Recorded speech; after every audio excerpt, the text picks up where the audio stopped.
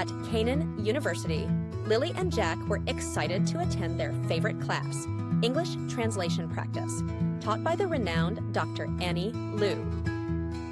That day, Dr. Liu walked into the room holding a magnifying glass and a stack of colorful papers. Today, we'll solve a fascinating mystery, Dr. Liu announced. The mystery of the passive voice, especially when translating between Chinese and English. She started by writing an English sentence on the board. The book was written by a famous author. This is a passive sentence, she explained. The action was written is the focus, while the doer, a famous author, is less important. In English, we often use the passive voice when the action matters more than the person doing it. Dr. Liu then wrote a Chinese sentence. 这本书写得很好. 这本书写得很好, which means this book is written very well. She continued, in Chinese, passive meanings are often implied rather than clearly shown. Here, the sentence doesn't mention who wrote the book, but the meaning is understood. When translating to English, we make this passive meaning explicit. The book was written very well. Dr. Liu paused and smiled. The real difference between Chinese and English isn't just about grammar. It's about how we think. Chinese focuses on simplicity and meaning, while English values structure and clarity. This is why English frequently uses the passive voice, but Chinese often leaves out the doer of the action entirely. To make her point clearer, Dr. Liu introduced what she called translation traps. First, we have the hidden passive. Take this example. 木头没钻过，还是原来的样子。木头没钻过，还是原来的样子。Literally, wood not drilled, still original appearance.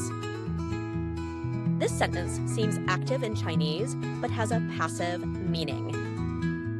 In English, we must clarify it. The wood was not drilled and remains the same. Dr. Liu moved on to the next trap, missing subjects. She wrote, 错误已经改正, 错误已经改正, which means mistakes already corrected. In Chinese, the doer is often omitted, but in English, we need a complete passive sentence. The mistakes have been corrected. This tells us the action is complete, even if we don't know who did it. Finally, Dr. Liu addressed the issue of overusing by. She pointed to the sentence, 研究由学生完成, 研究由学生完成, which translates to research by students completed. While it's correct to say, the research was completed by the students, a shorter and more natural translation would be, the research was completed. We only need by if the doer is especially important. Dr. Liu set down her magnifying glass. Now, let's connect the dots.